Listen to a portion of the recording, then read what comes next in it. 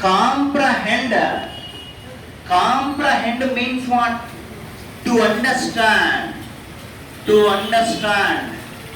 Comprehension అంటే అర్థం చేసుకొనుట. అర్థం చేసుకొనుట. ఐ మీన్ ఎగ్జామ్లో మీకు ఇచ్చినటువంటి ప్రశ్నని, మ్యాటర్ని, విషయాన్ని అర్థం చేసుకునే కెపాసిటీ నీకు ఉందా లేదా అని టెస్ట్ చేయడానికి ఇచ్చేటువంటి ప్రశ్ననే comprehension passage. Basically the word comprehend means to understand.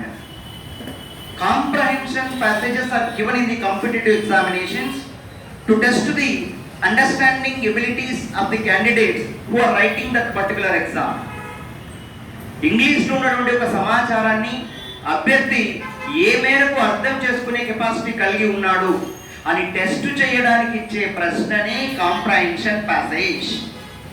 ఈ కాంప్రహెన్షన్ ప్యాసేజ్లో మినిమం టైంలో మ్యాక్సిమం మార్కులు మీకు రావాలి అంటే మీరు ఫాలో అవ్వాల్సినటువంటి టెక్నిక్స్ ఏంటి? What are the techniques to be followed by you if you want to get more and more marks in the competitive in the comprehension passage? So ఏంటి స్టెప్స్ ఏం తీసుకోవాలి? బేసిక్గా దీనికి ముందే మీకు ఉండాల్సినటువంటి ఇంగ్రీడియంట్స్ ఏంటి? ముడి పదార్థాలు ఏమేమి కావాలి మార్కులు బాగా రావాలి అంటే?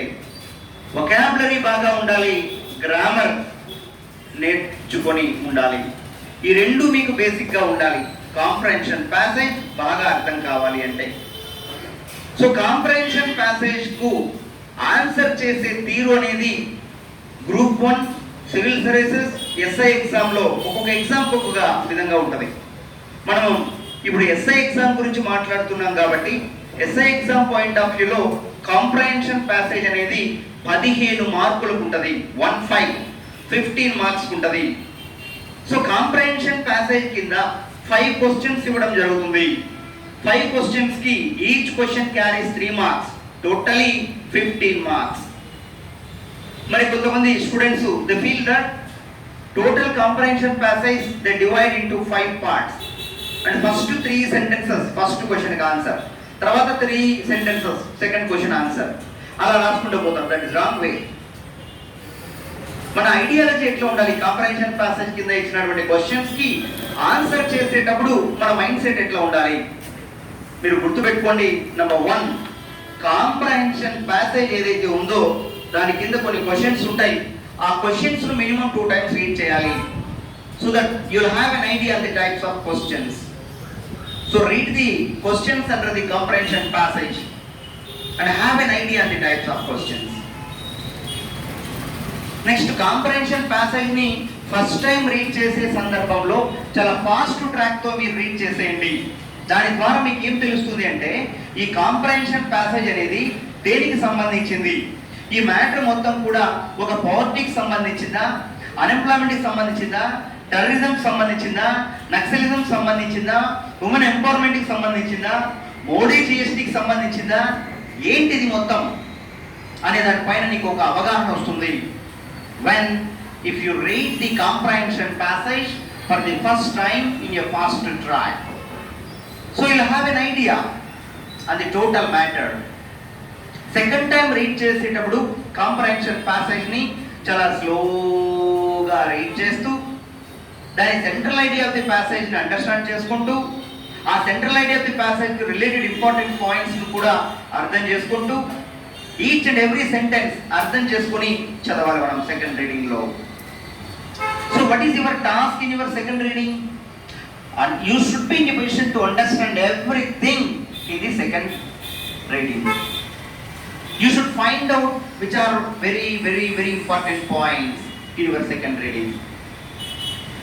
తర్వాత కాంప్రహెన్షన్ ప్యాసేజ్ కింద ఉన్నటువంటి క్వశ్చన్స్ ఏవైతే ఉన్నాయో ఆ క్వశ్చన్స్ ను రీడ్ చేసి దానికి అప్రాప్రియేట్ ఆన్సర్ ఎక్కడుందని ఆల్రెడీ నువ్వు అండర్లైన్ చేసినటువంటి ఇంపార్టెంట్ పాయింట్స్ అని రికగ్నైజ్ చేసినటువంటి మ్యాటర్ ఏదైతే has keyword. Keyword means what? Comprehension passage కింద ఉన్నటువంటి క్వశ్చన్స్ లో కీవర్డ్స్ అనేవి ఉంటాయి. సో కీవర్డ్స్ అంటే అర్థం ఏంటి? కీవర్డ్స్ అంటే very very very important words in the questions. ఆ కీవర్డ్స్ ఎక్కడైతే కాంప్రహెన్షన్ ప్యాసేజ్ లో నీకు కనబడతాయో సేమ్ ఆ సరౌండింగ్ ఏరియాలోనే నీకు అప్రాప్రియేట్ ఆన్సర్ అనేది దొరుకుతుంది. You read it well, understand it properly and write in your own vocabulary. తర్వాత నీ సొంత మాటల్లో నువ్వు answer రాయగలగాలి. Right? So the keyword means very important words in the questions are called keywords. So it's very easy to you to find out the correct answer with the help of the keywords. Next, answers రాసేటప్పుడు you don't write the information own vocabulary. ఎప్పుడు కూడా comprehension passage అనేది ఏ computer ఎగ్జామ్కి వచ్చినా కూడా answers అనేవి నీ సొంత శైలిలో రాయాలి. Write the answers in your own vocabulary. Don't write the information as it is which is there in the comprehension passage. ఈ పద్ధతి ప్రకారం మనం రాయాలి. And at the same time నువ్వు వన్ వర్డ్ ఆన్సర్స్ రాయకూడదు కాంప్రహెన్షన్ ప్యాసేజ్ లో. Why? Because ప్రతి question కి 3 మార్కులు ఉంటాయి. నువ్వు అది yes or no type of question అయినప్పటికీ కూడా ఎస్ అని మాత్రం రాసి వదిలేయడం, నో అని మాత్రం రాసి వదిలేయడం అలా చేయకూడదు. దాంతో పాటు దానికి కనెక్టివ్ గా ఉండేటువంటి వాక్యం నువ్వు మొదలుపెట్టి రాయాలి. So don't write the answers as one word answers రాయద్దు. దానికి సూట్ అయ్యే సెట్ అయ్యే సమాచారం ఇంకా ఉండాలి. అయితే కాంప్రహెన్షన్ ప్యాసేజ్ కు కింద ఎలాంటి ప్రశ్నలు ఇవ్వడానికి అవకాశం ఉంది? Way of asking questions.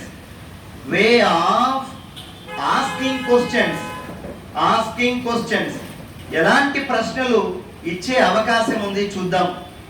మనం డిఫరెంట్ కాంపిటేటివ్ ఎగ్జామ్స్ లో కాంప్రహెన్షన్ ప్యాసేజెస్ లో ఇచ్చే క్వశ్చన్స్ ఎలా ఉంటాయంటే WH questions. Number 1, what is meant by WH questions?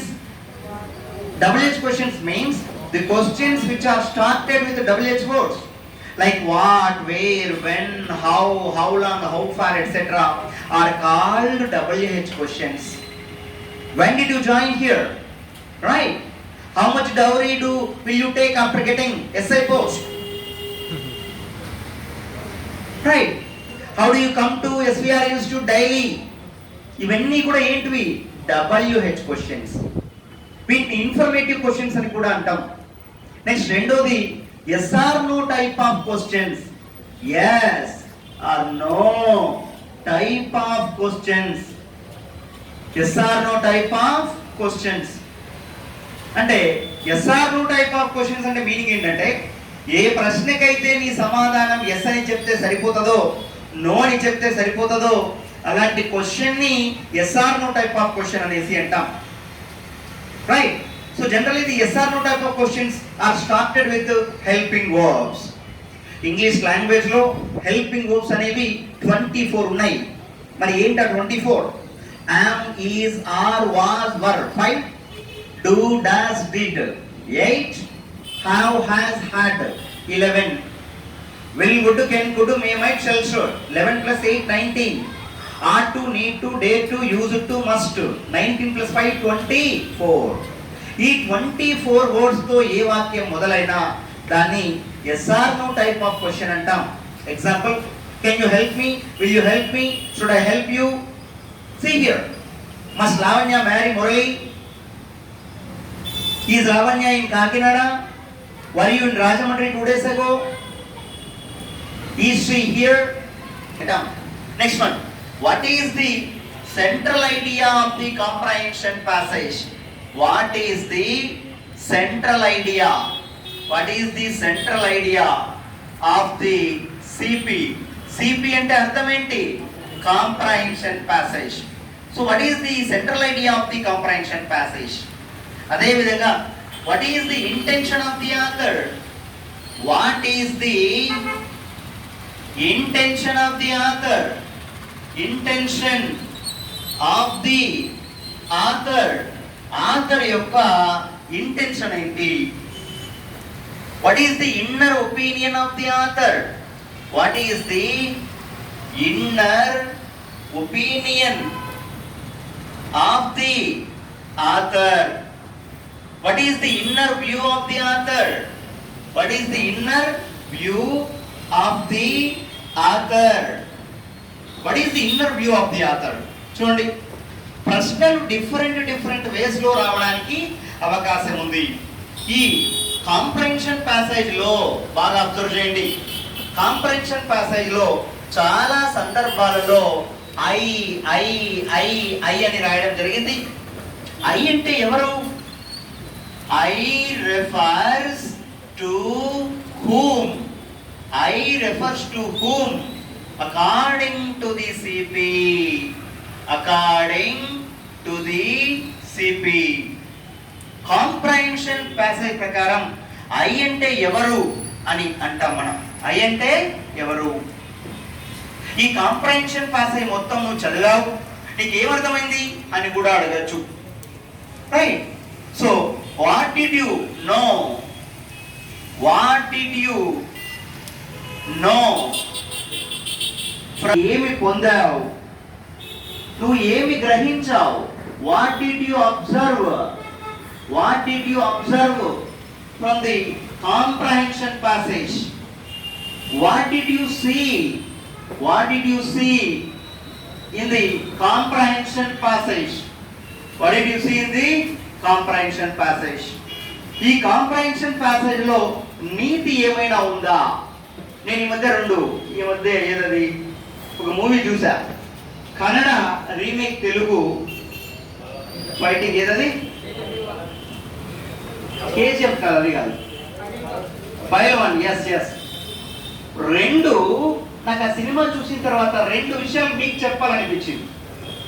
అంటే థీమ్ ఏంటి గ్రహించాలి కదా. ఒక స్టోరీ మనం చూసిన తర్వాత, విన్న తర్వాత ఆ రెండు ఏంటి అనేసి అంటే, నెంబర్ 1, ఒక మంచి పని కోసం నువ్వు కార్యక్రమం మొదలుపెట్టినప్పుడు ఖచ్చితంగా చివరికది నీకు విజయమే దక్కుతుంది అనేది ఒకటి సారాంశం. రెండోది,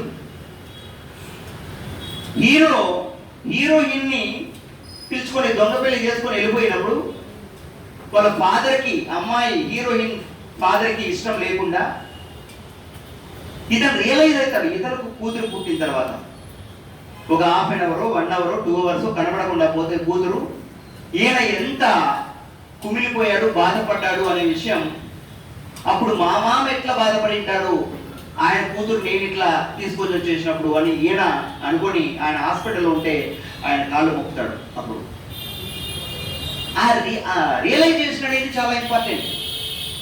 నువ్వు కూడా చాలా తప్పులు చేసింటావు, నువ్వు తప్పులు చేసింటావు. Yes, I made a mistake అని ఎప్పుడైతే రియలైజేషన్ అవుతావో నువ్వు, దట్స్ ఎనఫ్. నీలో ఉండేటువంటి లోపల గూడు కట్టుకునేటువంటి ఆ చెడు అంతా కూడా బయట వెళ్ళిపోతుంది ఆటోమేటిక్గా. అంటే ఆ రియలైజేషన్ అనేది కావాలి మనిషికి, అది గ్రహించావు. ఇక్కడ కాంప్రహెన్షన్ ప్యాసేజ్ వాడు ఏదో సంథింగ్ మ్యాటర్ ఇస్తాడు, ఆ మ్యాటర్ అంతా నువ్వు రీడ్ చేసిన తర్వాత నీకేమని అర్థమైంది అనేసి అంటాడు. డైరెక్ట్ గా ప్రశ్న అడగాలంటే, what is the moral of the CP? What is the moral of the CP? ఈ కాంప్రహెన్షన్ ప్యాసేజ్ లో నీతి ఏంటి? సరే, కాంప్రహెన్షన్ ప్యాసేజ్ అంతా కూడా చదివాం మనం. చదివిన తర్వాత దీనికి టైటిల్ ఏమని పెడితే బాగుంటుంది? Tell me, what is the suitable title? Do you suggest for it అని కూడా ప్రశ్న అడగచ్చు. So what is the suitable title? What is the suitable title? Do you suggest for it? What is the suitable title? Do you suggest for it? Comprehension passage నువ్వు మొత్తం కూడా చదివావు కదా. చదివింటే మేము 4 స్టేట్మెంట్లు ఇక్కడ ఇస్తున్నాం. ఈ 4 స్టేట్మెంట్లో ఏది ట్రూ చెప్పు, ఏది ఫాల్స్ చెప్పు, ఏది నాట్ ట్రూ చెప్పు, ఏది నాట్ ఫాల్స్ చెప్పు అని కూడా అడుగుతాడు. ఏది తప్పు కాదు, ఏది ఒప్పు కాదు, ఇలా కూడా అడగచ్చు. So according to the CP,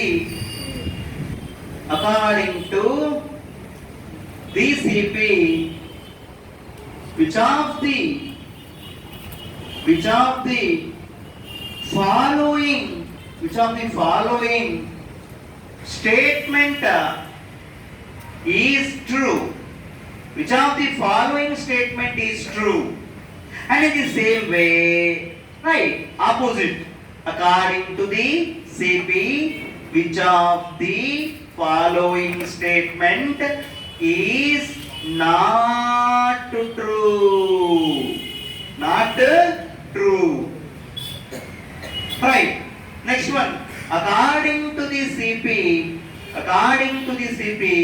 which of the following statement is false?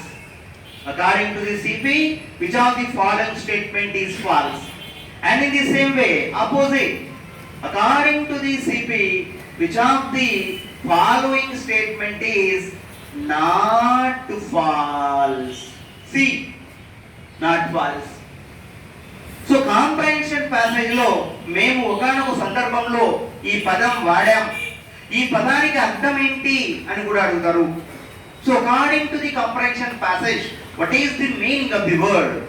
According to the comprehension passage, what is the meaning of, what is the meaning of the word?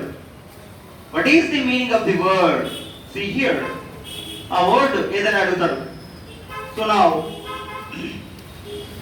according to the CP, what is the meaning of the phrase? Phrase అంటే అర్థం ఏంటి కదా? Phrase అంటే అర్థం ఏంటి? No, కొన్ని పదాల సముదాయంలో subject verb లేకపోతే ఆ పదాల సముదాయాన్ని ఫ్రేజ్ అంటాం. For example, in the corner, at the corner, in the morning, in the evening, in the afternoon, at night, ఇలాంటి మాటలు ఏమంటామంటే ఫ్రేజెస్ అని అంటాం. ఫర్ ఎగ్జాంపుల్, అబ్దుల్ కలాం గురించి కాంప్రహెన్షన్ ప్యాసేజ్ ఇచ్చారు. అందులో Abdul Kalam is a man of letters అన్నాడు. ప్రశ్న ఎలా ఇచ్చాడంటే Abdul Kalam is a man of letters. Here man of letters means what అని అంటాడు. దాని అర్థం ఏ స్కాలర్ అని అర్థం, పండితుడు అని అర్థం, బాగా చదువుకున్నవాడు అని అర్థం. That is the meaning. You should write like that. So next one. So according to the comprehension passage, what is the antonym of the word? Antonym of the word. ఈ పదానికి యాంటోనియం ఏంటి అని కూడా అడుగుతాడు. ఒక పదం ఇచ్చి ఆ పదానికి ఆపోజిట్ వర్డ్ ఏంటి అని కూడా అడిగే ఛాన్స్ ఉంది. మరి ఏదైనా ఒక వర్డ్ ఇచ్చి అది పార్ట్స్ ఆఫ్ స్పీచ్ లో నౌనా, ప్రొనౌనా, వర్బా, అడ్జెక్టా, కంజంక్షనా, ప్రిపోజిషనా, ఇంటర్జెక్షనా, ఈ 8 దేనికి ఇది వస్తుంది అలా కూడా అడగచ్చు. So what is the, according to the CP, what is the part of speech, parts of speech of the word. ఏదైనా ఒక వర్డ్ ఇస్తారు, ఇచ్చి ఇలా రాయమంటారు. సో మీరు ఇప్పుడు అర్థం చేసుకోవాల్సిన విషయం ఏంటి అంటే, see here carefully, comprehension passage కింద ఉన్నటువంటి క్వశ్చన్స్ కి ఆన్సర్స్ రాసే సందర్భంలో ఇచ్చిన కాంప్రహెన్షన్ ప్యాసేజ్ అర్థం చేసుకుని